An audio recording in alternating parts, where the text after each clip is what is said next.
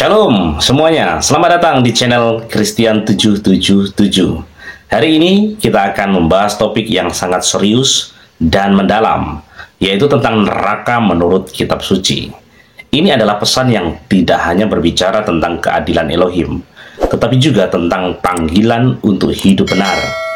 Sebelum kita mulai, mari kita renungkan firman Elohim dari Matiyahu 7 ayat 21 hingga 23. Pada intinya bahwa bukan setiap orang yang berseru kepadaku, Tuhan, Tuhan, akan masuk ke dalam kerajaan Shamayim atau sorga, melainkan dia yang melakukan kehendak Bapakku yang di Shamayim. Dan juga di dalam kitab Lukas 13 ayat 24. Di sana dikatakan, berjuanglah untuk masuk melalui pintu yang sesak itu. Sebab aku berkata kepadamu, banyak orang akan berusaha untuk masuk, tetapi tidak akan dapat. Ayat-ayat ini mengingatkan kita bahwa masuk ke dalam kerajaan Elohim membutuhkan keseriusan iman dan ketaatan sejati. Jadi, pastikan Anda menonton sampai selesai, karena kita akan mendalami pesan penting ini bersama-sama. Mari kita mulai. Bapak Yahweh memberkati saudara sekalian. Malam hari ini saya akan mengajak saudara-saudara sekalian untuk mempelajari firman Tuhan. Saya memberikan satu judul materi saya malam ini, yaitu calon penghuni neraka. Saya tidak akan bercerita tentang bagaimana kondisi di neraka. Saya rasa semua orang juga sudah tahu, itu adalah satu tempat penderitaan, tempat yang kekal, tempat di mana orang tidak punya kesempatan lagi untuk bisa memperbaiki diri. Neraka adalah merupakan satu tempat terakhir dalam perjalanan hidup manusia.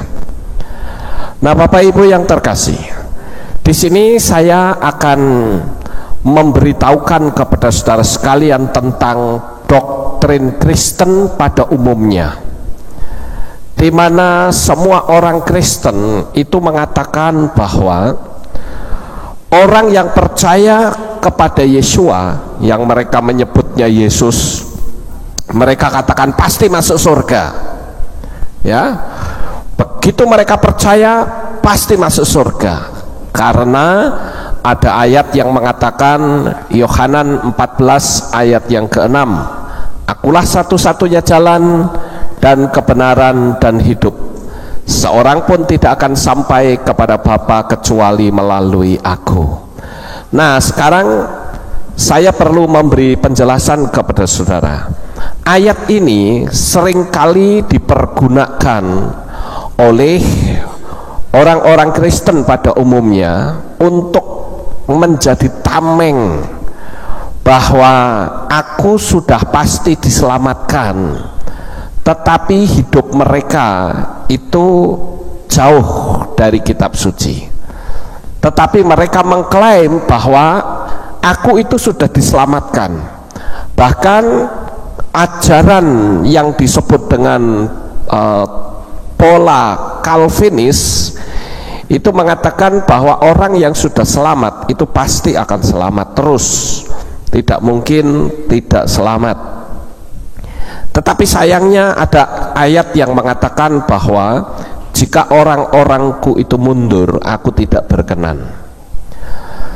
Dan saya perlu memberi penjelasan kepada saudara, kepercayaan yang seperti ini, ya, orang yang percaya kepada Yesua pasti selamat, itu betul, tapi baru tingkat awal. Artinya, jangan sampai kita orang yang merasa sudah diselamatkan, tetapi hidup kita itu kacau. Saya akan tunjukkan beberapa ayat pada malam hari ini untuk supaya saudara bisa memahami ayat ini, dan hidup kita akan menjadi lebih berhati-hati, saudara-saudara. Karena kalau tidak, kita akan berpikir pokoknya saya sudah selamat, saya mau berbuat apapun tenang karena saya sudah selamat. Nah, ini yang harus saya luruskan, saudara-saudara. Kalau kita membaca di dalam kitab Matiyahu atau kitab Matius pasal 7 ayat 21 sampai 23, saya rasa saudara tidak usah membaca atau membuka kitab suci lama-lama. Paling kalau saudara punya pulpen, catat saja. Ayatnya ada di dalam kitab Matiyahu pasal 7 ayat 21 sampai 23. Saya akan bacakan beberapa ayat malam hari ini supaya cepat, saudara-saudara. Kalau yang sudah ketemu boleh saudara menyimaknya, tetapi kalau belum ketemu atau saudara yang tidak membawa kitab suci, saudara boleh mendengarkannya dengan baik. Saya akan bacakan pelan-pelan. Bukan setiap orang yang berkata kepadaku, Tuhan, Tuhan, dia akan masuk ke dalam kerajaan Syamayim atau kerajaan surga, melainkan dia yang melakukan kehendak Bapakku yang di Syamayim. Banyak orang akan berkata kepadaku pada hari itu, Tuhan, Tuhan, bukankah dalam namamu kami telah bernubuat, dan dalam namamu kami mengusir setan, dan dalam namamu kami melakukan banyak mujizat? Dan pada waktu itu aku akan menyatakan kepada mereka, aku tidak pernah mengenal kamu, enyahlah daripadaku kamu yang mengerjakan kedurhakaan. Saudara yang terkasih, kita memiliki satu judul materi malam ini, itu cukup mengerikan sebetulnya, karena di situ tertulis kata calon penghuni neraka. Nah, calon penghuni neraka itu berarti orangnya masih hidup di dunia ini, dan kita perlu menguji hidup kita melalui kitab suci sendiri, melalui apa yang tertulis, bukan apa kata pendeta, apa kata tokoh-tokoh gereja, tetapi kita akan melihat dari apa yang tertulis sehingga kita nyaman, saudara.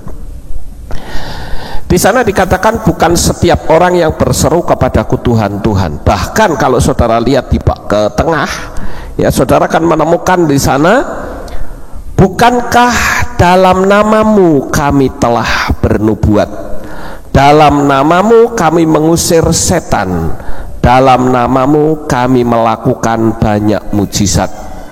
Berarti ini tingkatannya itu sudah bukan tingkatan jemaat awal, bukan. Ini sudah tingkatan menengah, karena orang sudah melayani, saudara. Kalau tingkatan awal itu yang tadi, begitu orang percaya, ya, penjahat mati di atas kayu salib, itu tingkat awal. Tetapi di ayat ini itu tingkat menengah. Dia sudah bukan jemaat yang cuman keluar masuk ke hilat, cuma hanya memanasi bangku saja, tidak.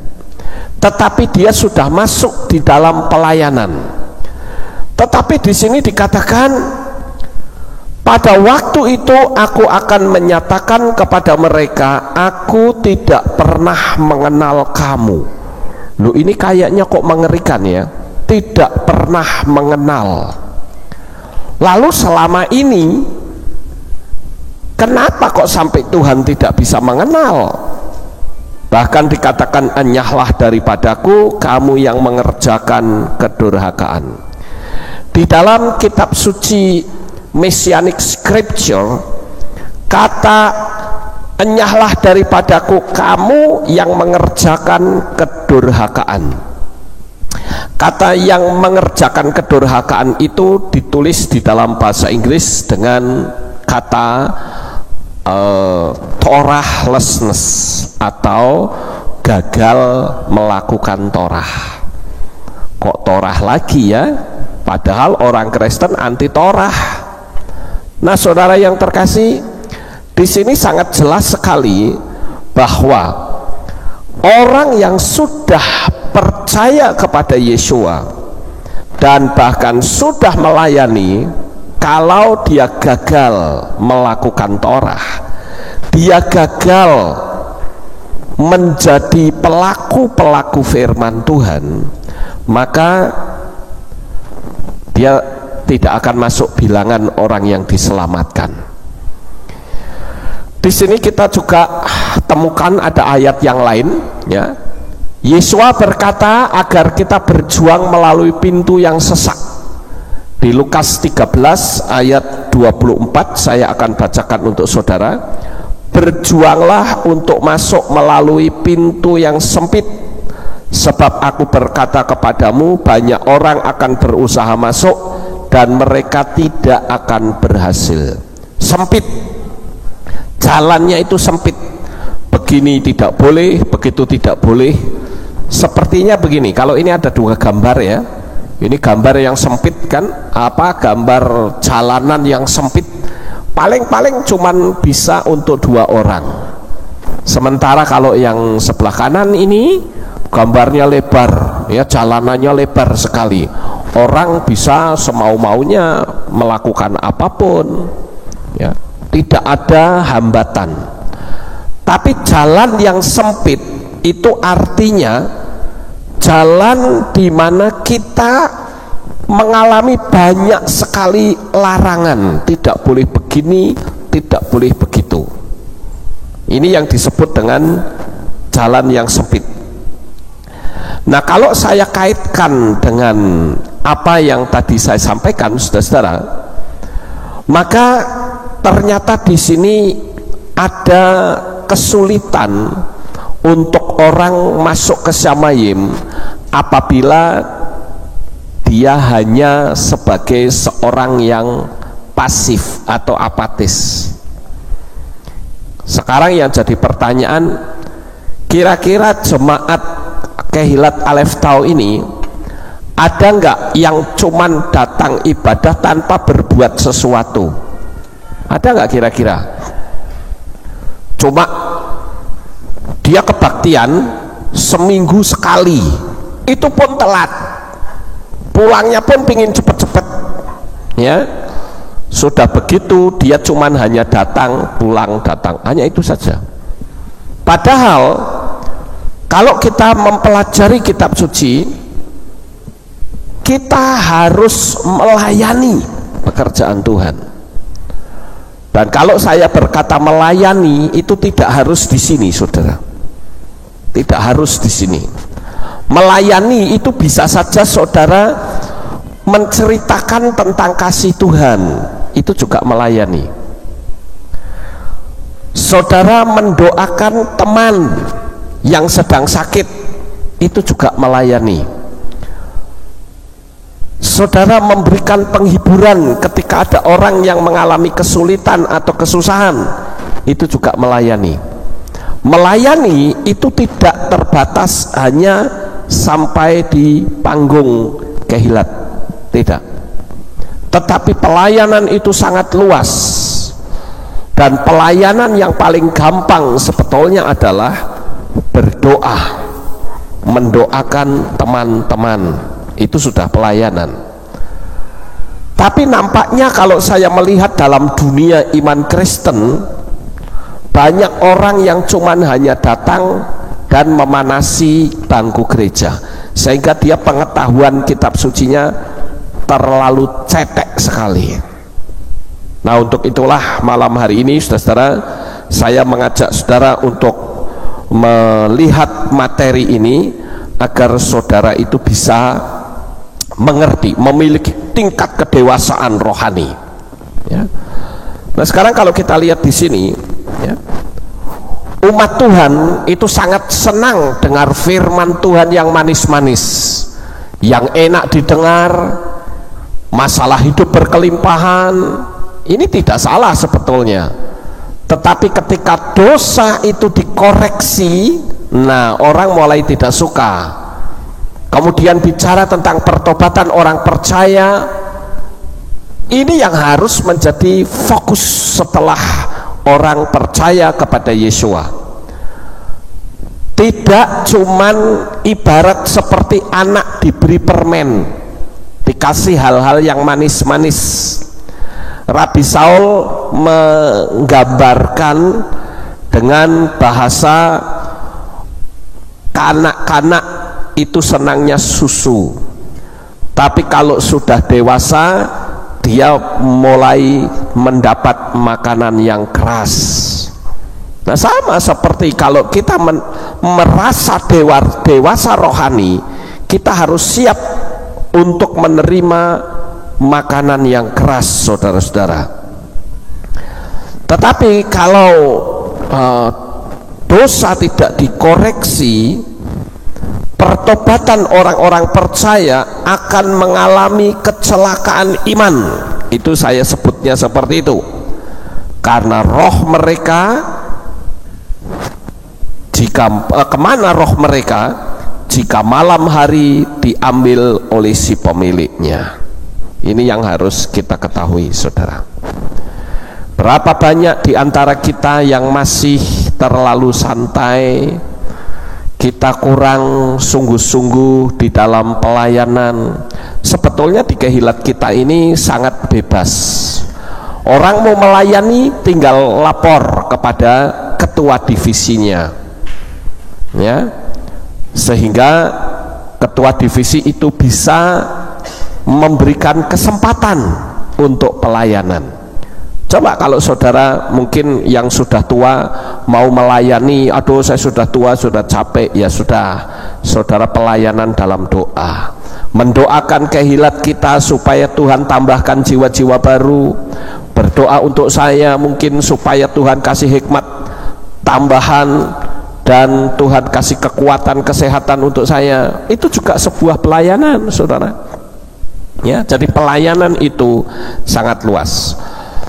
Tetapi sekarang ini saya melihat banyak orang-orang Kristen yang masih senangnya itu kayak anak kecil ini, makan permen, saudara. Artinya kalau melihat hal-hal yang spektakuler, wah itu senangnya luar biasa, sangat sukacita. Tidak jarang juga ada orang yang berkata, ayo kita ke gereja A, di sana ada KKR, di sana ada kebangunan rohani, orang sakit disembuhkan, orang lumpuh bisa berjalan. Nah, orang itu hanya senangnya seperti itu. Tapi kalau sudah mulai masuk dalam pendidikan, itu orang mulai tidak suka.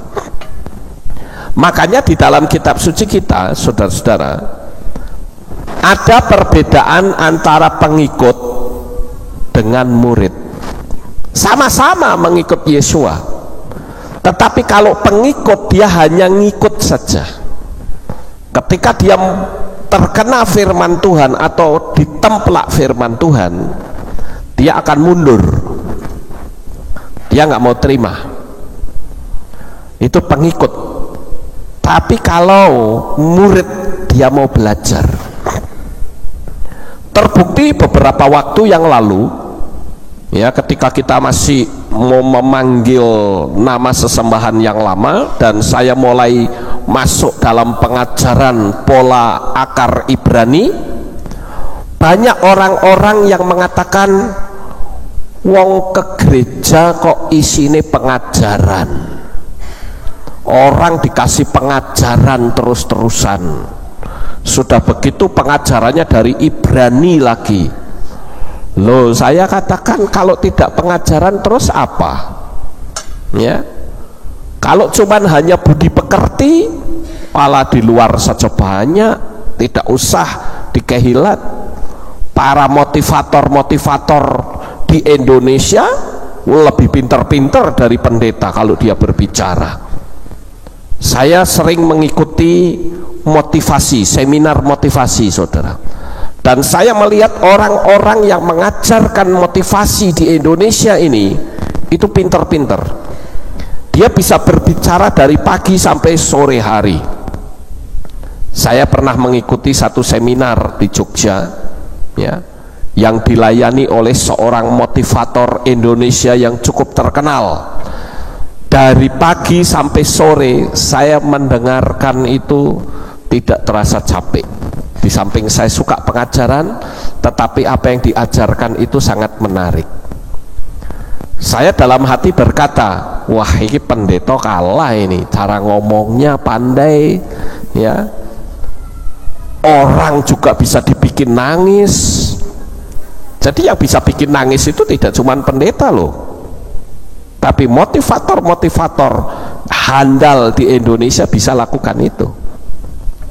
Lalu apa bedanya dengan gereja-gereja pada umumnya yang cuma hanya mengarah ke budi pekerti saja? Memang di kehilat kita itu kita jarang bicara seperti itu, kecuali malam ini, ya. Malam ini saya banyak bicara budi pekerti, banyak bicara tentang etika moral, tetapi jarang. Saya ingin jemaat Tuhan di sini ini memiliki tingkat kedewasaan rohani yang cukup tinggi. Nggak cuma senangnya itu manis-manis saja. Itu repot kalau sukanya manis-manis, saudara. Ya. Sekarang kita lihat yang berikutnya. Sebagai anak Tuhan, sudahkah saudara memperingatkan orang-orang di sekitar saudara? Saudara lihat ini di dalam kitab Yeskiel 3 ayat 17 sampai 20 dan Yesaya 58 ayat 1. Saya akan bacakan untuk saudara, saudara tulis saja. Yeskiel pasal 3 ayat 17 sampai 20 begini bunyinya. Hai anak manusia, aku menetapkan engkau menjadi penjaga bagi keluarga Israel. Dan engkau akan mendengar firman dari mulutku dan mengajar mereka atas namaku.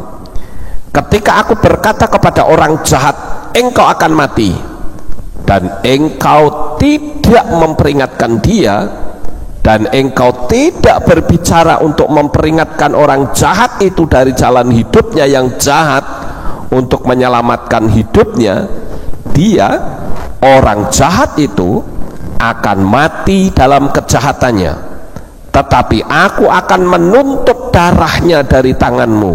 Namun engkau, bila mana engkau memperingatkan orang jahat itu dan dia tidak berbalik dari kejahatannya atau dari jalan hidupnya, dia, orang jahat itu, akan mati di dalam kejahatannya, tetapi engkau telah menyelamatkan nyawamu. Dan ketika orang benar berpaling dari kebenaran dan melakukan ketidakadilan, dan aku meletakkan sebuah batu sandungan di hadapannya, dia akan mati. Bila mana engkau tidak memperingatkannya, dia akan mati di dalam dosanya, dan kebenaran yang telah dilakukannya tidak akan diingat lagi, tetapi aku akan menuntut darahnya dari tanganmu. Ini saya gambarkan begini, saudara-saudara. Kalau saudara melihat ada sebuah rumah, ya, sebutlah ini sebuah rumah, dan rumah ini itu mulai terbakar, saudara. Ketika rumah tersebut mulai keluar asap dan kelihatan jilatan api, saudara tahu itu adalah rumahnya teman saudara sendiri. Kira-kira apa yang akan saudara lakukan ketika melihat rumah teman saudara itu mulai terbakar? Tentu kita tidak akan berdiam diri, tetapi kita akan menggedor rumahnya dan berkata, bangun, keluar cepat, rumahmu terbakar. Perkara dia tidak mau itu bukan urusan kita. Sama seperti kita hidup ini, saudara. Pernahkah saudara memberitakan Injil kepada teman-teman saudara, sahabat saudara, orang tua saudara, atau anak saudara sendiri, dan saudara memberitakan kasih Bapa sehingga orang itu tidak binasa.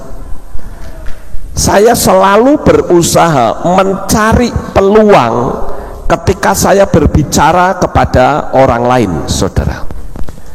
Kemarin saya kedatangan tamu, temannya Kohbowa, dan dia menawarkan produk kepada saya, dan pada waktu itu saya berbincang-bincang sambil saya mencari celah bagaimana saya bisa masuk ini. Nah, ternyata saya belum bisa untuk masuk, saudara. Tetapi tiba-tiba hujan turun, sehingga mau tidak mau karena dia naik motor, dia tertahan di sini. Dalam hati saya, puji Tuhan, ini kesempatan saya. Ketika hujan itu lebat, saya berkata, terima kasih Tuhan, Engkau beri kesempatan untuk saya memberitakan kasih-Mu. Nah, di situ saya bercerita, saudara.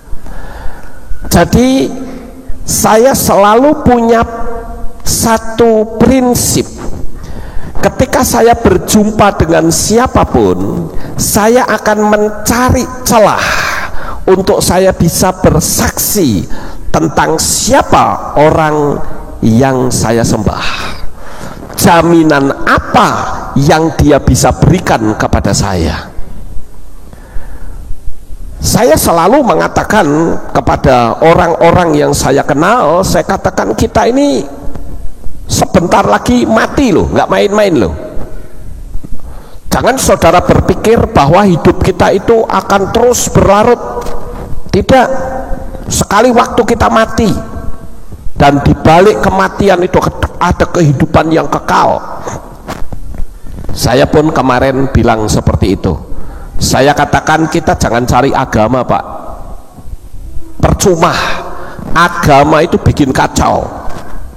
Saya katakan, yang penting itu cari siapa sosok pribadi yang bisa menyelamatkan kita ketika kita mati. Nah, orang mulai tertarik tuh. Ya, saya cerita begitu, dia mulai tertarik. Lalu saya menceritakan, Bapak tahu nggak, dalam dunia kekristenan itu banyak hal yang keliru. Nah, di situ saya mencoba untuk memancing supaya dia tertarik dengan pembicaraan saya. Dia pasti berasumsi, loh, ini Pak Lukas ini pendeta Kristen, tetapi kenapa kok dia bisa berkata dalam dunia kekristenan ada kesalahan? Nah, di situ saya mulai bercerita tentang kesalahan di mana orang Kristen itu tidak melakukan persis seperti apa yang kitab suci tulis. Contoh tentang kelahiran Yesua, contoh tentang kematian Yesua, mulai saya korek, saudara. Nah, dia mulai tertarik.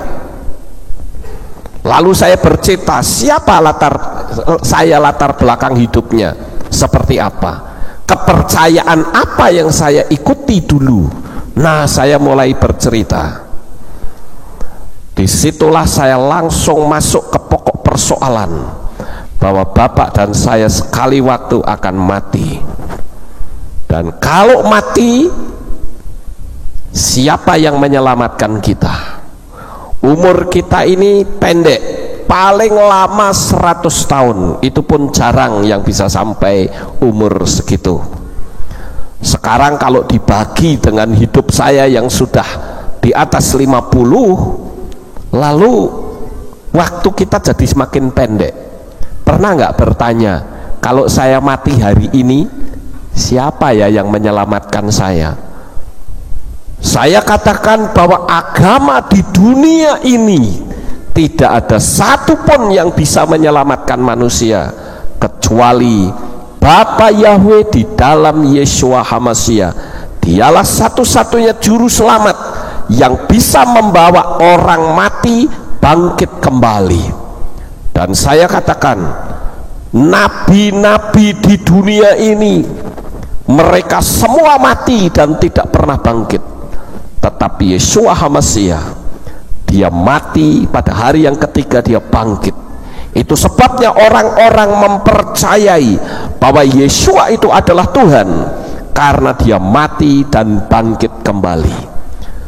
Coba Anda lihat orang sakti dimanapun di dunia ini yang bisa mati dan bangkit kembali, tidak ada. Kalau kitab suci saya tertulis Lazarus mati dan bangkit kembali, dibangkitkan oleh Yeshua, toh juga nantinya mati lagi. Tapi kalau Yeshua mati, dia bangkit kembali dan tidak mati lagi, jadi dia layak untuk dipanggil Tuhan.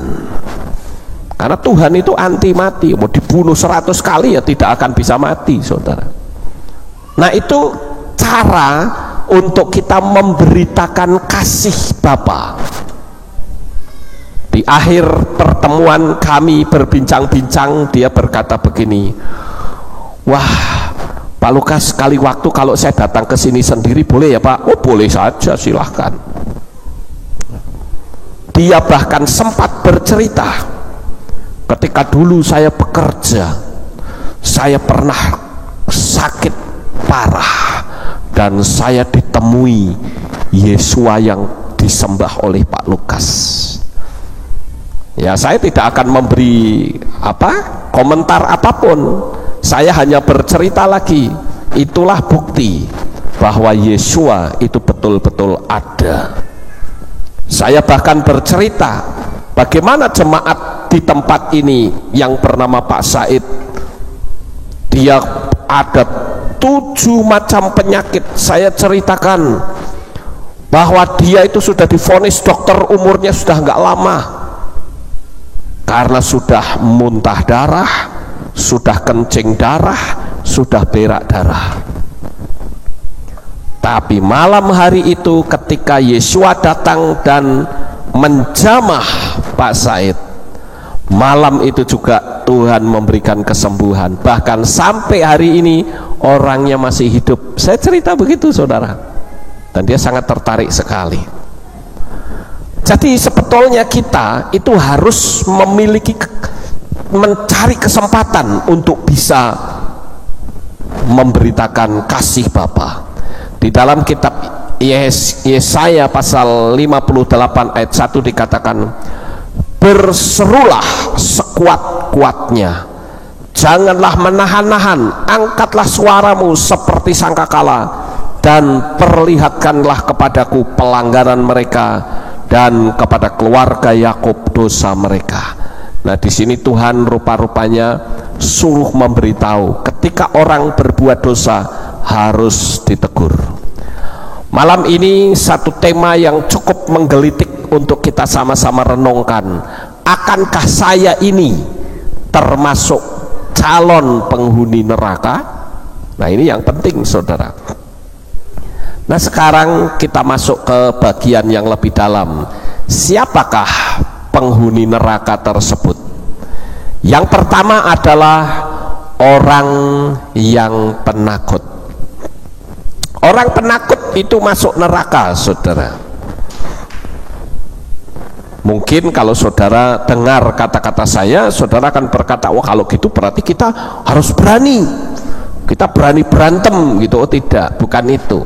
Yang disebut penakut di situ adalah takut untuk memberitakan Injil. Saya memberi tahu kepada saudara caranya yang membuat saudara tidak takut. Karena saya seringkali menyuruh seseorang untuk memberitakan Injil, dia bilang, wah orang itu jabatannya tinggi. Nah, karena lihat jabatan. Kalau orang lihat jabatan mesti takut. Tetapi kalau kita mau lihat jabatan rohani, maka kita tidak takut. Artinya kita cari celah kapan ucapan saya ini bisa masuk untuk penginjilan. Kenapa? Karena saya harus berpikir orang yang ada di depan saya ini adalah orang yang sedang berjalan menuju ke alam maut, dan harus kita beritakan Injil keselamatan. Jangan takut saudara. Paling-paling juga putus hubungan kalau dia tidak suka, gampang toh. Tapi kita menyelamatkan orang itu, ya. Jadi perkara orang itu terima atau tidak bukan urusan kita. Saya selalu mencari kesempatan. Kalau hari ini mungkin tidak bisa dapat kesempatan, saya cari waktu lagi. Siapa tahu saya ketemu orang ini, saya bisa bicara tentang kasih Bapa. Saya tidak peduli apakah itu polisi, apakah itu tentara, apakah itu pejabat. Saya hanya berpikir orang itu masih makan nasi, berarti sama seperti saya. Kecuali kalau makannya tiap hari makan baut, nah itu lain. Makan mur atau paku. Kalau dia masih makan nasi, itu adalah sasaran penginjilan, ya. Atau mungkin saudara melihat orang yang pakai jilbab jadi takut. Saya katakan tidak. Siapapun kita harus cari kesempatan untuk memberitakan kasih. Karena apa? Karena kita punya keyakinan bahwa di luar nama Yahweh dan Yesua mustahil manusia bisa selamat. Itu prinsip saya, ya. Saya akan bacakan ayat firman Tuhan ini, saudara-saudara. Matius 10 32 33 ya.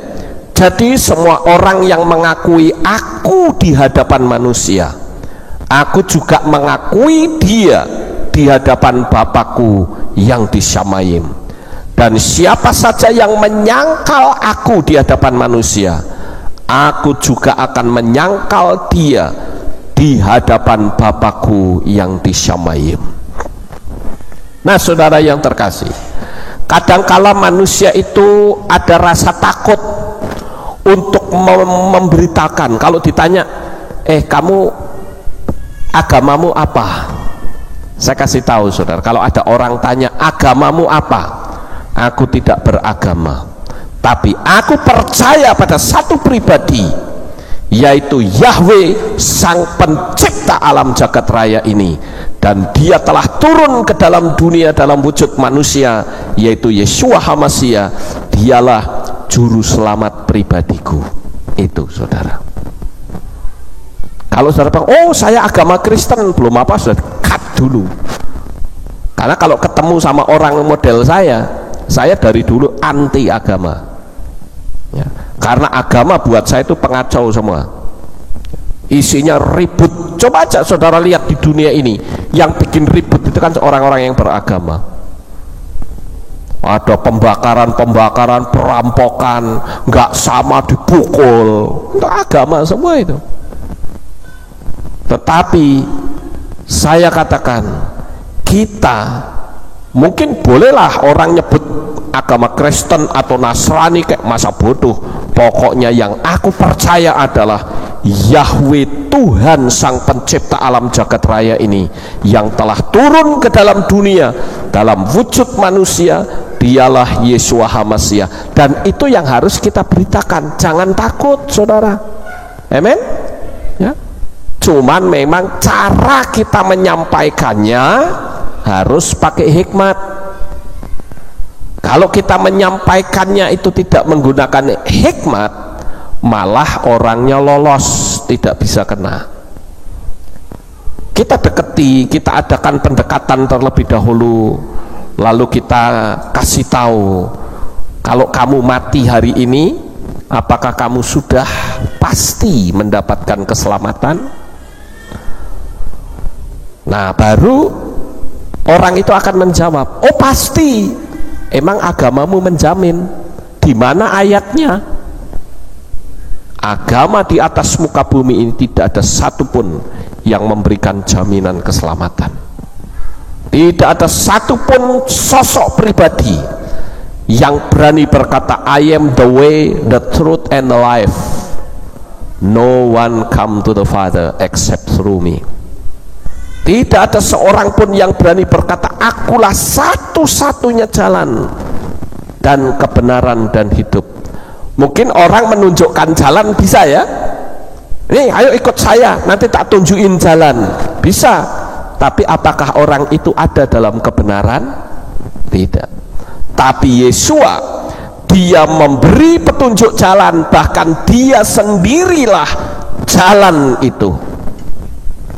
Dan dia bukan saja dia jalan, tetapi dia adalah kebenaran. Karena Yesua dicari-cari kesalahannya sampai mati, nggak akan ketemu kesalahan Yesua di mana.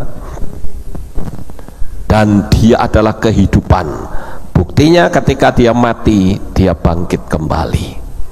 Nah, saudara yang terkasih, inilah penghuni neraka yang pertama, orang yang takut memberitakan Injil.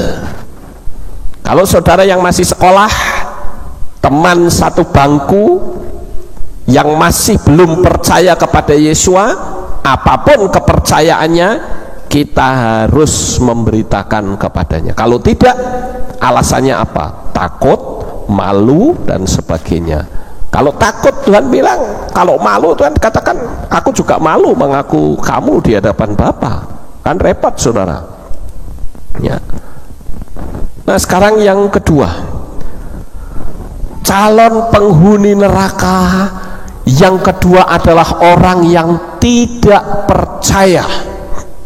Ini ada ayat-ayatnya, saya bacakan secara cepat ya. Yohanan 3 ayat 18, siapa yang percaya kepadanya, kepada Yesua, tidak dihukum. Tetapi siapa yang tidak percaya, dia sudah dihukum, karena dia tidak percaya kepada nama Putra Tunggal Elohim. Kemudian di dalam kitab Maseslihim atau Kisah Rasul pasal 4 ayat 12 katakan, dan keselamatan tidak ada di dalam yang lain siapapun, karena di kolong langit ini tidak ada nama yang lain yang telah diberikan kepada manusia yang di dalamnya kita dapat diselamatkan. Nama itu penting, saudara. Kepada siapa kita percaya, itulah yang akan menyelamatkan kita. Di dalam kitab 1 Yohanan 5 ayat 11-12 katakan, dan inilah kesaksian itu, bahwa Elohim telah memberi hidup kekal kepada kita, dan hidup ini ada di dalam putranya. Siapa yang memiliki putra, dia memiliki hidup. Siapa yang tidak memiliki putra Elohim, dia tidak memiliki hidup. Kemudian Roma pasal 10 ayat 9 sampai 10 dikatakan, sebab jika kamu mengakui Tuhan Yesua dengan mulutmu dan percaya dalam hatimu bahwa Elohim telah membangkitkan dia dari antara yang mati, maka kamu akan diselamatkan. Sebab untuk pembenaran dipercayai dengan hati, untuk keselamatan diakui dengan mulut. Harus ada pernyataan. Makanya dasarnya kenapa ketika saya membaptis orang, saya memutuskan hubungan dengan kepercayaan yang lama, karena kebaptisan itu adalah merupakan kepemilikan, saudara. Kepemilikan. Dulu kita dibaptis dalam nama siapa? Setelah kita percaya kepada Bapa Yahweh, baptisan itu harus diperbaharui, karena di dunia alam roh itu harus dibatalkan. Dan saya bersukacita dan bersyukur karena apa yang saya tabur firman Tuhan di YouTube banyak direspon positif. Ya, banyak direspon positif. Jangan sampai kita karena gengsi tidak mau dibaptis. Dulu kan aku sudah pernah. Ya pernah dalam nama siapa? Ya. Makanya saya katakan dengan mulut kita mengaku diselamatkan. Makanya mulut kita berkata, dengan ini saya nyatakan bahwa saya tidak lagi memanggil nama sesembahan saya yang lama. Sebut nama itu dan katakan, aku putus hubungan dengan kamu. Ini mutlak, saudara, tidak bisa tidak. Sama seperti orang menikah juga punya akte yang namanya akte pernikahan. Kita percaya kepada Bapa Yahweh, kita pun juga punya akte, yaitu aktenya adalah ketika kita dibaptis, kita distempel menjadi hak dan milik Yahweh di dalam Yeshua HaMashiach, sehingga kita selamat sampai di Syamayim. Jangan kita lalu berpikir, ah itu kan kata Pak Lukas, oh kata kitab suci kok, bukan kata saya kan cuma membunyikan saja, ya. Nah ini yang penting saudara-saudara, agar kita menjadi orang yang diselamatkan.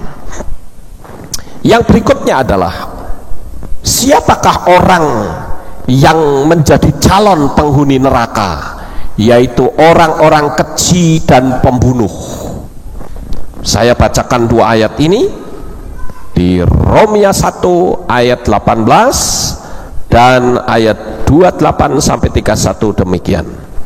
Sebab murka Elohim sedang disingkapkan dari Syamayim terhadap setiap ketidaksalehan dan ketidakadilan orang-orang yang menindas kebenaran dengan ketidakadilan, sebagaimana mereka tidak setuju untuk menerima Elohim dengan pengetahuan mereka, maka Elohim telah menyerahkan mereka kepada pikiran yang tercela untuk melakukan perkara-perkara yang tidak sepatutnya, setelah dipenuhi dengan semua ketidakadilan, percabulan, kejahatan, keserakahan, kedengkian, penuh dengan iri hati, pembunuhan, pertengkaran, tipu muslihat, dendam, penghasut, pemfitnah, pembenci Elohim, bengis, takabur, pembual, pembuat kejahatan, tidak taat kepada orang tua, tidak berakal, tidak setia, tidak berkasih sayang, keras kepala, tidak berkemurahan. Nah saudara lihat, itu daftar dosa yang tidak membawa orang bisa masuk ke Syamayim. Ini saya katakan, apa yang ditulis oleh Rabi Saul ini serius apa cuma main-main menurut saudara? Sangat serius loh saudara, ini bukan main-main. Makanya tabel daftar dosa ini ya perlu kita kikis yang ada di dalam diri kita. Kita belajar untuk rendah hati. Saya katakan, orang yang percaya kepada Yeshua dan mengikuti sikap langkah hidupnya Yeshua, saudara akan menjadi orang yang terbaik di dunia ini saudara. Karena Yeshua itu adalah orang yang terbaik, sehingga kalau Yeshua itu menjadi orang yang terbaik, kita mengikuti orang yang terbaik akan jadi baik, menjadi orang yang terbaik juga. Tapi kalau kita mengikutinya sikap dari orang yang sikapnya beringas, sikapnya pembunuh, ya tidak jadi baik. Firman Tuhan katakan, dari buahnya kamu kenal pohonnya. Tidak mungkin buah duren itu, pohon duren buahnya apel, kan tidak mungkin saudara. Kalau pohonnya duren ya keluarnya duren, pohonnya apel ya keluarnya apel. Kelihatan buahnya itu dari pohonnya. Kalau buahnya saja sudah jahatnya luar biasa, kok dia mau ngaku-ngaku Tuhan? Sorry ya, Tuhan yang mana ya? Ini yang harus kita ketahui. Pembunuh ya, orang-orang keji dan pembunuh. Kemudian yang berikutnya, orang yang menjadi calon penghuni neraka itu apa atau siapa? Yaitu orang yang bertindak dengan tidak adil. Hukum di dunia ini bisa diputar balik, semua bisa diatur, yang penting TST atau tahu sama tahu. Sampai-sampai KUHP itu kan singkatannya kan Kitab Undang-Undang Hukum Pidana, itu KUHP. Sekarang dipelesetkan jadi kasih uang habis perkara. Itu kan jahat sekali saudara. yang penting duit. Wah, ini bahaya ya. Nah, di sini ada satu ayat yang saya rasa perlu kita baca dalam kitab Matiahu pasal 7 ayat 2. Di sana dikatakan, sebab dengan penghakiman yang kamu hakimkan, kamu akan dihakimi, dan dengan ukuran yang kamu ukurkan kepadamu juga akan diukurkan. Nah, di sini kita harus menjadi orang yang adil. Adil itu artinya sama rata, tidak dibeda-bedakan. Saya di sini itu punya prinsip, saya menyambut orang yang kaya dan menyambut orang yang duitnya pas-pasan sama. Artinya di mata saya itu siapapun jemaat itu sama, saudara. Saya hanya berprinsip kalau saya bisa membukakan pintu mobil bagi orang yang kaya, saya pun bisa membukakan pintu mobil bagi orang yang tidak punya mobil. Itu namanya adil. Karena banyak sekali pendeta-pendeta Kristen khususnya, saudara, kalau dia yang datang itu orang kaya, senangnya luar biasa, wah, sukacita. Tapi coba yang datang jemaat yang cuma bisanya jalan kaki, boro-boro nemui saja tidak, saudara. Bahkan yang lebih parah lagi, pengerjanya suruh nemui. Saya kok pingin ya, sekali waktu pas ada orang miskin datang nemui pendeta, ditolak gitu. Pak pendetanya masih istirahat ya, Pak pendetanya masih tidak bisa diganggu. Nah, sekali waktu datang orang kaya bawa mobil, keluar nggak ini pendeta? Coba ya, kalau sampai keluar itu jahatnya luar biasa, saudara. Jadi kita sebagai anak-anak Tuhan, kita harus berlaku adil ya.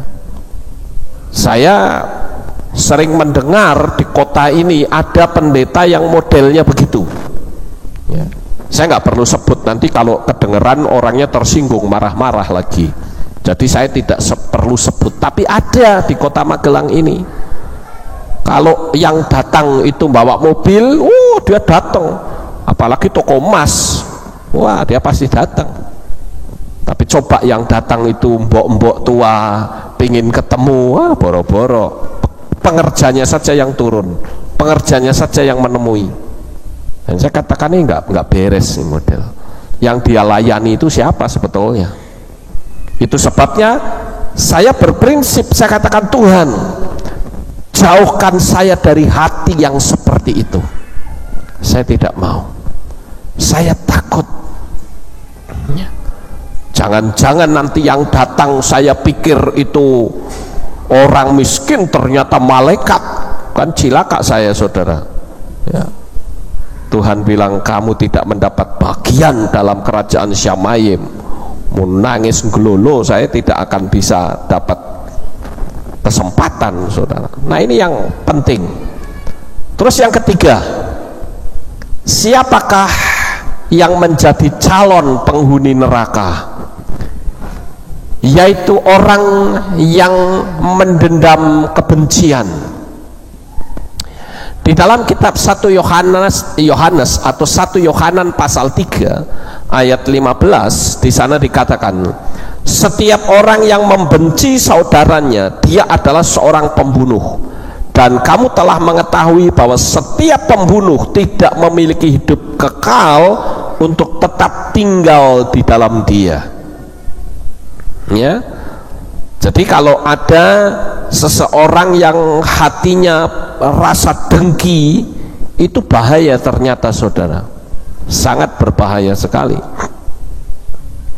Karena itu disebut sebagai seorang pembunuh. Kemudian yang berikutnya, saudara-saudara, kita lihat yang ke-6. Siapakah orang yang menjadi penghuni neraka? Yaitu orang yang menjalankan agamanya secara formal, bukan melakukan ya, bukan menjadi pelakunya. Saya rasa kita tidak usah baca ayatnya, ya. Ini adalah tentang ahli Taurat dan orang Farisi, saudara. Ya, ini sekedar, kenapa? Karena sekedar untuk pengetahuan. Coba lihat bagaimana Yesua menegur mereka. Yesua menyebut ahli Taurat dan orang Farisi sebagai ular beludak, disebut orang buta, disebut batu sandungan, disebut orang-orang munafik, disebut angkatan yang jahat, disebut pemimpin-pemimpin buta. Ini teguran Yesua yang keras kepada ahli Taurat dan orang Farisi. Nah, saudaraku yang terkasih, kenapa Yesua begitu jengkel melihat ahli Taurat dan orang Farisi? Karena sebetulnya ahli Taurat dan orang Farisi itu menjadi pintu gerbang, pintu masuk bagi orang-orang mendapatkan keselamatan. Tapi faktanya mereka justru dibenci. Kenapa? Karena ahli Taurat itu ya menjadi orang yang cuma ngomong tapi tidak mau melakukan, atau disebut sebagai orang munafik. Dia pura-pura baik tetapi hatinya kayak kuburan. Yesua pernah tegur mereka dengan berkata, kamu itu seperti kuburan, luarnya kelihatan putih tapi dalamnya itu tulang belulang, penuh kebusukan. Nah, ini calon penghuni neraka, saudara, ya. Kemudian yang berikutnya, kerohanian dijadikan sebagai bisnis memperkaya diri. Wah, ini cukup mengerikan, saudara, karena terlalu banyak dalam dunia iman Kristen pada umumnya. Kalau saya tanya kepada pendetanya, kamu percaya nggak Yahweh itu adalah Tuhan Sang Pencipta? Dia bilang percaya. Saya bahkan kadang ekstrim kalau bertanya kepada pendeta. Saya katakan, Yahweh itu Tuhan atau setan? Saya selalu tanya begitu. Jadi jawabannya Tuhan atau setan, itu saja. Ekstrim kan? Nggak usah berbulet-bulet, pelintir sana pelintir sini. Jawabnya Tuhan atau setan, itu saja jawabnya. Dan mereka selalu mengatakan Tuhan. Beritakan nggak nama itu? Nah, itu mulai pelintirannya macam-macam, saudara. Kepandaiannya mulai muncul. Dan itu yang saya katakan menjadikan kerohanian sebagai dunia bisnis. Kalau saudara lihat di gambar ini sebetulnya adalah kuburan, tapi bukan di Indonesia ini, saudara. Ini kuburan, ini peti mati, ini ada lubangnya di sini, nanti diturunkan ke bawah di sini. Saudara lihat di kuburan itu ada apa? Ada televisinya di sini, ada jamnya, ada apa ini, lemarinya, kemudian ada pintu masuk yang bisa masuk ke lorong, masuk ke dalam, ada kursinya. Ini kuburan, saudara. Nah, sekarang coba saudara pikir, ini orang sudah mati dimasukkan ke dalam, memang bisa nonton televisi apa? Gitu. Tapi ini sebuah fakta. Yang lebih parah lagi, saudara, itu ada orang yang sampai disebut tengkorak yang kaya. Jadi sekujur tubuh ini isinya barang-barang berharga.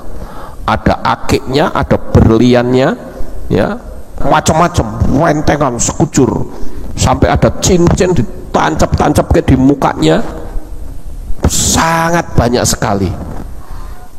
Jadi sekujur tubuh itu isinya cuman, wah, itu kalau diangkat itu dicuri orang itu, waduh, memang orang kaya sekali, saudara. Tapi saya pikir ini mayat kok ditaruh seperti itu, bagaimana ya? Ini kalau kita bicara luar, ya, artinya kita pakai bicara secara logik saja. Ini orang ini kayanya seperti apa, paling dapatnya tanah ukuran 2x1, ya, 2x1. Kayanya seperti apa ya, ukurannya 2x1, saudara. Sak gede-gedenya ya 3x3 lah boleh, ya. Tapi untuk apa? Emangnya orang itu bisa menikmati apa? Sekarang kalau ada seperti ini, terus yang nikmati siapa ini? Ada televisinya, ada lemarinya, ada tempat duduknya, wong orangnya ini ya nantinya dikuburkan. Ini loh. Berapa banyak kita melihat orang-orang yang memakai kerohanian untuk membangun kerajaannya sendiri. Itu sangat berbahaya sekali, saudara. Dan saya katakan dalam dunia Kristen itu sangat banyak sekali. Sekarang kita lihat yang lain, calon penghuni neraka yang lain, yaitu orang yang melakukan aborsi, pembunuh janin, atau suami-suami yang menyarankan aborsi pada istri, atau menghamili wanita lain tanpa tanggung jawab, menyarankan obat tertentu dan lain-lain. Saudara, calon penghuni neraka. Nah, ini harus diselesaikan dosanya, ya. Kita sering melihat ada begitu banyak orang-orang yang hamil di luar nikah dan harus digugurkan kandungannya, janinnya harus dikeluarkan. Kemarin saya melihat di salah satu berita di internet, saudara-saudara, ada seorang ibu membawa plastik kresek dan ditaruh di tempat sampah. Kebetulan ada polisi lewat, ya. Begitu ada polisi lewat, curiga, ibu-ibu kok membawa plastik ditaruh di tempat sampah. Begitu dilihat ternyata bayi, saudara. Cekel tomat cek lah, tuh kena loh, ya. Bayangkan bayinya masih hidup, dibuang di tempat sampah begitu. Saya katakan ini orang kok tidak punya peri kemanusiaan, ya. Orang yang pingin punya anak saja susahnya setengah mati, ini orang yang punya anak malah dibuang di tong sampah. Bagaimana itu? Jahat sekali, bukan? Nah, orang-orang yang seperti itulah menjadi calon penghuni neraka, ya. Sekarang kita lihat yang berikutnya, percabulan, sundal, lesbian, kenajisan, homoseks, seks bebas di luar nikah. Ini juga calon penghuni neraka, saudara. Di situ kita lihat ada beberapa ayat. Saya pikir ada baiknya saya akan bacakan untuk saudara dari kitab Gilyahna 21 ayat yang ke-8, 15, 1 Korintus 6, 15 dan 18, dan Romea 1 ayat 24, 27. Saya akan bacakan untuk saudara. Beginilah bunyinya. Namun bagi yang pengecut, juga bagi yang tidak percaya dan yang merusak, dan bagi para pembunuh, dan bagi para pezina, dan bagi para penyihir, dan bagi para penyembah berhala, dan bagi semua orang yang berdusta, bagian mereka ada dalam lautan yang dinyalakan oleh api dan belerang, yang adalah kematian kedua. Dan dia yang berbicara dengan aku memegang sebuah tongkat pengukur dari emas, supaya dia dapat mengukur kota itu dan pintu-pintu gerbangnya dan temboknya. Tidak tahukah kamu bahwa tubuh kamu adalah anggota Hamasya? Selanjutnya, dengan membawa anggota Hamasya, akankah aku membuatmu menjadi anggota dari seorang pelacur? Kiranya tidak terjadi. Hindarilah percabulan.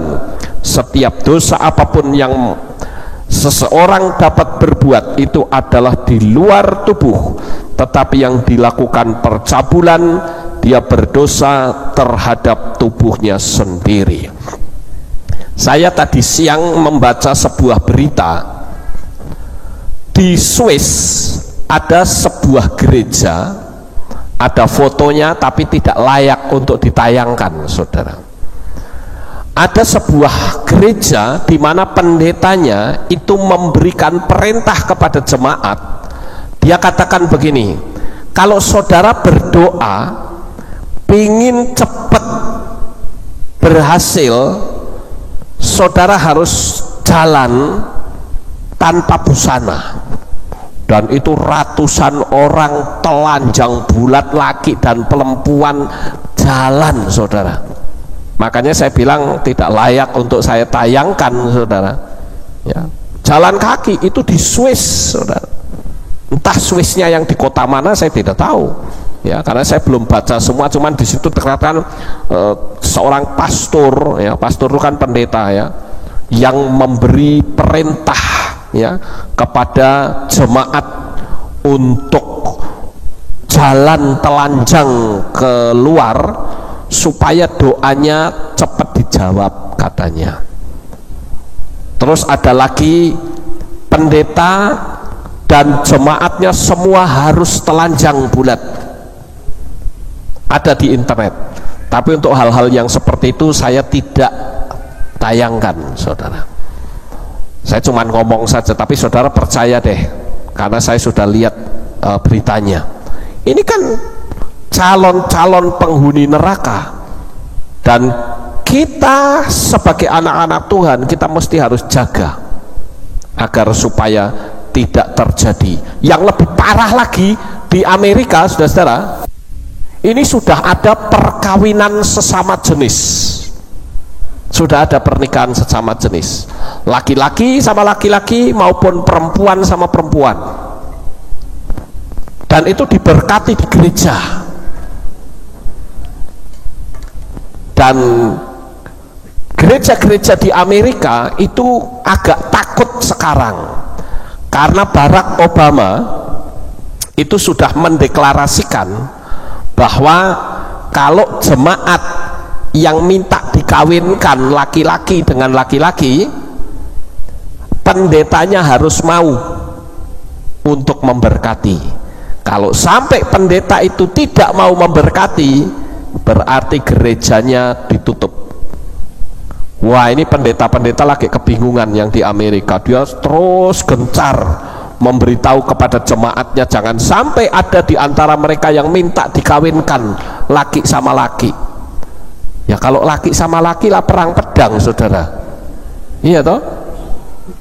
Tahu maksud saya, ya? Perang pedang, pedang sama pedang, saudara. Ya.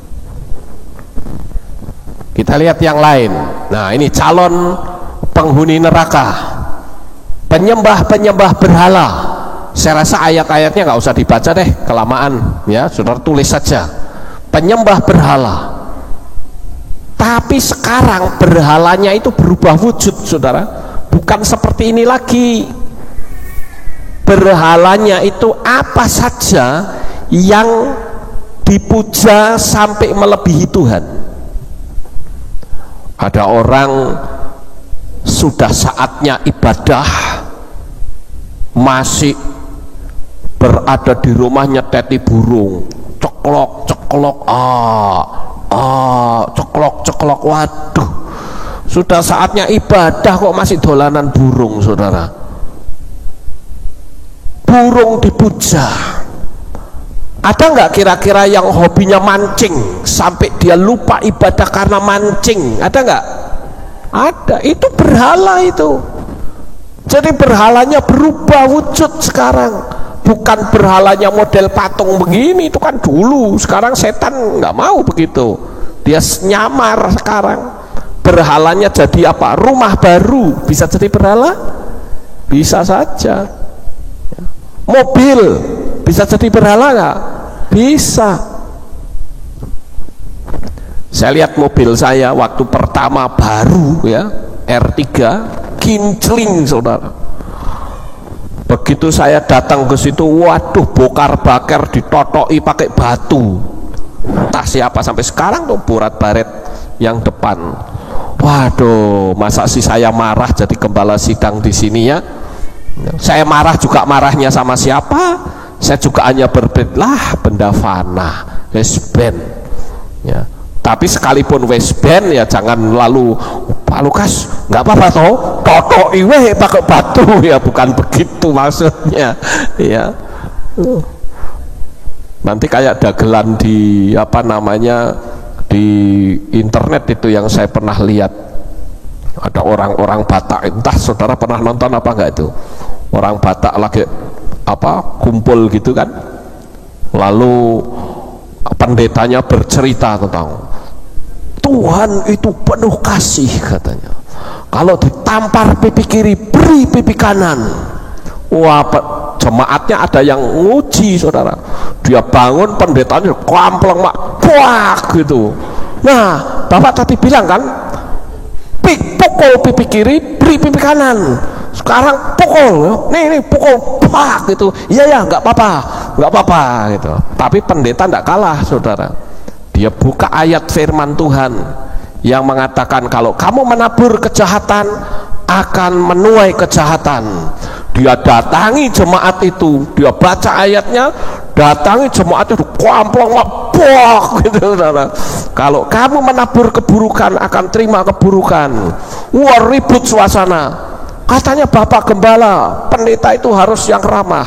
Iya, ini bertobat tapi ini belum bertobat katanya. Wah, rame itu saudara, saya ketawa nonton itu. ya maksudnya itu bukan begitu ya. Jadi kalau saya tadi cerita seperti itu jangan saudara praktekkan, lalu ambil batu, mobil saya ditotoi pakai batu, ya jangan ya. Cuman saya berpikirlah ya sudah, wong ditotoi sama anak-anak sampai bongkar bakar di depannya itu, ya sudahlah, suruh gimana, emang saya mau marah sama siapa ya toh. Nah ini yang saya katakan, kita jangan memberhalakan sesuatu. Mungkin saudara tanya, Pak Lukas gelo nggak? Ya gelo lah, namanya juga mobil baru, kincling ya toh. Tapi ya sudah, siapa tahu tuh Tuhan nguji hati saya, ayo hatimu di situ atau tidak ya sudah, tidak apa-apa. Yang berikutnya, yang ke-11 saudara, yang ke-11 yaitu pendusta dan penipu.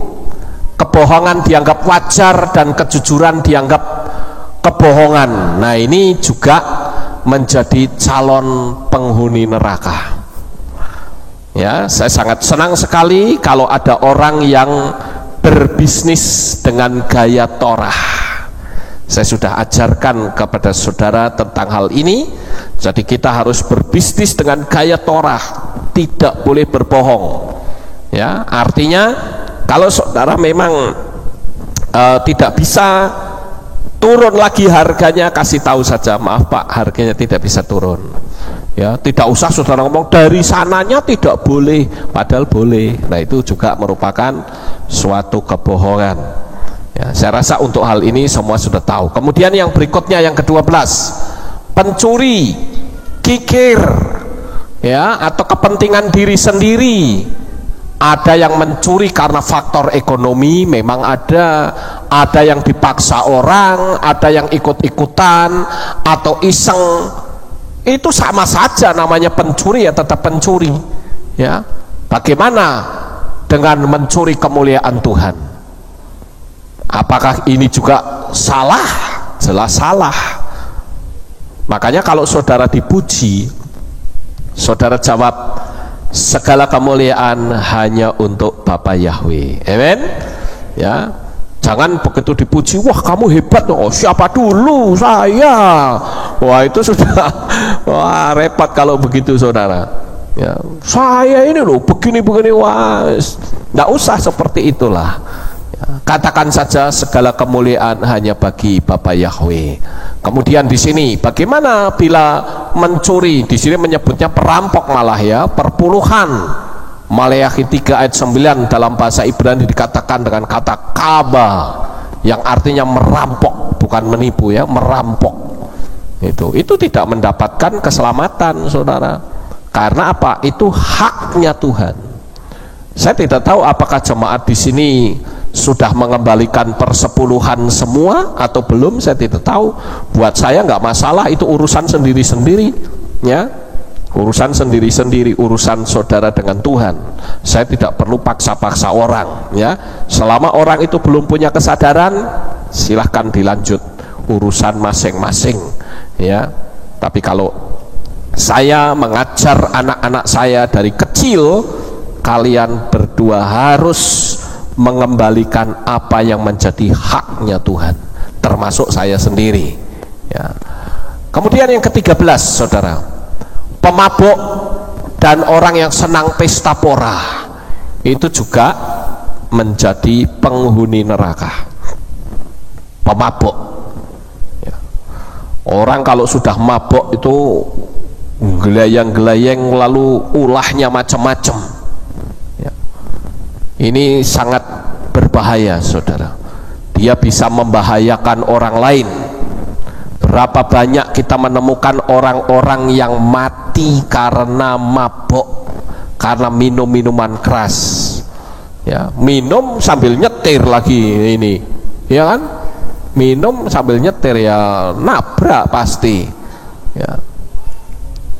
Kemudian yang ke-14, pemfitnah, iri dan dengki. Nah ini semua adalah dosa-dosa moral. Saudara bisa lihat itu ayat-ayatnya ya. Yakobus 4, 11, 12 ya. Kemudian Misley 16, 28b, kemudian Gelayut 5 ayat 19 sampai 20. Kemudian Yakobus 4 ayat 1 sampai 2. Ya, itu orang yang pemfitnah, tukang memfitnah untuk mencari keamanannya sendiri misalnya. Nah, itu juga berbahaya. Kemudian yang ke-15, perseteruan dan perselisihan, roh pemecah belah. Ini artinya orang yang senang bertengkar, saudara. Tukang bertengkar, senang bertengkar. Orang yang seperti ini itu tidak mungkin bisa selamat. Makanya saya pernah cerita kepada saudara ya, dulu hanya masalah Natal ini di gereja lain ya, saya pernah dengar dikasih cerita oleh orang lain, Natalan kan ada acara nyalain lilin, saudara, tapi karena dia tidak masuk di bagian nyalain lilin, dia mutung, tidak mau lagi ke gereja, dia marah-marah, pendetanya diajak bertengkar. Saya pikir wong cuman hanya nyumet lilin saja kok sampai meninggalkan Tuhan, kan bodoh banget, saudara. Ya toh? Ya kalau misalkan di gereja tidak punya kesempatan nyumet lilin, ya buat nyumet lilin di rumah saja lah, sudah sama saja. Ya toh? Nggak boleh nyumet lilin misalkan, nggak apa-apa. Saya punya lilin 100 set, dinyalain semua saja di rumah, sama saja toh. Tapi saya yakin motivasinya adalah supaya ini loh aku majelis. Makanya ada pepatah dulu ya, waktu kita masih ya, sama seperti Kristen pada umumnya, majelis itu bisa jadi singkatan manusia jelmaan iblis, saudara ya. Kenapa? Karena sikapnya itu merasa arogan. Itu loh aku majelis gereja, lu mau apa? Pendeta khotbah nggak pas, out. Wah ini kan ngeri ya, itu khususnya bagi gereja-gereja yang aliran Presbyterian, di mana yang berkuasa di gereja tersebut adalah majelis. Kalau berani pendetanya ngusik-ngusik dosa atau tidak mengikuti aturan dari rule yang sudah ditetapkan oleh majelis, pecat pendetanya. Nah ini kan berbahaya sekali, saudara. Kemudian yang berikutnya, terakhir, yaitu kesimpulan. Kesimpulannya adalah yang pertama, betapa sulitnya orang bisa masuk surga atau syamayim. Tidak semudah doktrin Kristen yang sering kita dengar, asal percaya pasti selamat. Ini doktrin yang menyesatkan, saudara. Justru kalau kita percaya kepada Yesua, kita harus menjadi pelaku firman supaya kita bisa menunjukkan kepada orang luar bahwa ini loh rasa terima kasihku kepada Tuhan, aku mau menjadi pelaku firman. Kemudian yang kedua, sekalipun hal ini sulit kita lakukan, tapi kita harus terus berusaha dengan minta pertolongan Roh Kudus atau Ruach HaKodes, sehingga Tuhan menghargai usaha kita. Nah ini yang disebut anugerah yang besar. Saudara bisa lihat di ayatnya 2 Kefas 1 ayat 10, 2 Timotius 2 ayat 15, 2 Korintus pasal 13 ayat yang ke-11 ya. Dan yang terakhir, jika saudara berlomba lari, di manakah posisi yang ingin saudara berada? Di depan, di tengah rame-rame dengan teman yang lain, atau di belakang? Ya, ini ada ayatnya, 1 Korintus 9 24 25, 1 Timotius 6 ayat 12, Ibrani 12 ayat 1, dan Filipi 2 ayat 16. Sekarang kalau saudara mau berlari nih, ini saudara pinginnya di depan, di tengah, atau di belakang? Halo? Di depan ya. Jadi kenapa kita mau di depan? Karena yang di depan yang disebut pemenangnya ya. Jadi kita harus menjadi pemenang dalam kehidupan saudara. Yang berikutnya, yang keempat, semua dosa di atas adalah dosa moral, tapi ada dosa yang jauh lebih dahsyat, jauh lebih jahat dari dosa moral, yaitu menolak nama besar Bapa Yahweh yang notabene-nya adalah pemilik Syamayim.